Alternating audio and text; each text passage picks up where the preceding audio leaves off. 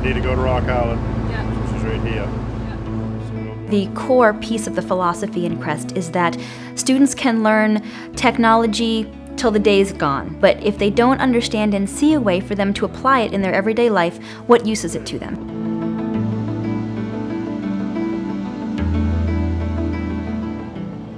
Our research in STEM and understanding place-based education really began in the island communities of Maine. As your stage 5 lobsters go out, you keep the water coming in. Make sure that the lobsters get down in there and get settled out right away. To fully integrate this STEM, we found that in these smaller rural schools, we make sure that you have an interdisciplinary project. It's like a connection to my heritage. And now I'll go on the website. So the students are getting exposed to STEM in many different ways and really integrate STEM into an existing curriculum in all of the different classes. Working with other teachers is just a magnificent learning experience. We all have knowledge in all different areas, and if we can put our heads together, we can get more students involved. So what are like these points here? I've been plotting some of the points that the hatchery gave us so we can know more potential spots for lobster release. Turn on the overboard hose if it's not turned on yet. Alright. When you look at the survival of larval lobsters, less than 1/10 of 1% make it to market size. The technology's there to be able to grow lobsters. So kids are using this technology to try to support hatcheries and increase the number of available animals to catch. Each one of these 2-inch by 3-inch pieces of pipe gets a single lobster inside of it. And what we needed from you guys is the data about what happens in here. They're trying to measure survivability, growth, escapement, and what they're trying to do is create a map that shows that data spatially in a very small area. That's perfect. Data you're collecting with these condos, we can see if they're escaping or if they're dying or how much they're growing and figure out if there's weak parts in our design. The CREST program's perfect because the kids have access to tools that we don't have, and they have access to knowledge that we certainly don't have with GIS.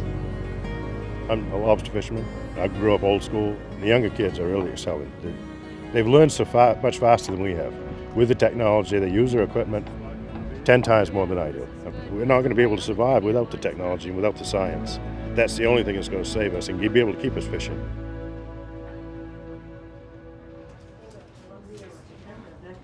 Constitution.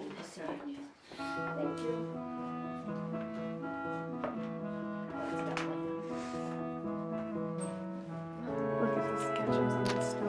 And that's where my father used to sleep at night. There's more. Give a student the opportunity to choose what they're going to be learning about, and they are going to run and love learning about it. It's thrilling to us to see them research and find out what their history is and really latch on to their heritage. So who did you just do? The Deer Isle Boys is something I'm really passionate about. I have family connections. The Deer Isle Boys were the only America's Cup crew to completely come from the same town. And it happens to be Deer Isle. Charles Scott, my great-great-grandfather, who was a crew member. We said, wouldn't that be wonderful if we can use GIS and integrate this all together? You're ready to write down the longitude, latitude gear. One piece of the Deer Isle Boys project we really wanted to do was show where these crew members were born, raised, and where they were eventually buried. Get that into our website. We would go out with a GPS and we would find grave sites of Deer Isle Boys. Negative 068.66906 degrees west.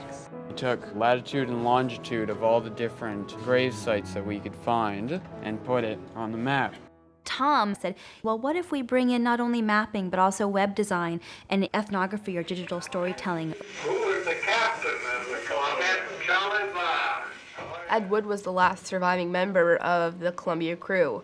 Oh, that's 1899. This was the only interview of a Columbia crew member, so it's pretty valuable to us.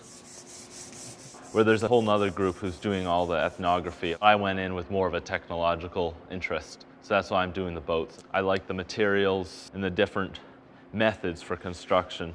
So I decided I wanted to make a model of one of the modern America's Cup boats. So that's what I did while they all researched their great-great-great-grandparents.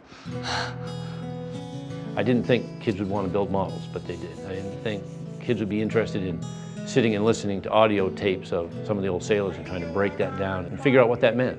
It was really fascinating to see that. The students took ownership of it, they took interest in it because it was part of their culture, it was part of their history.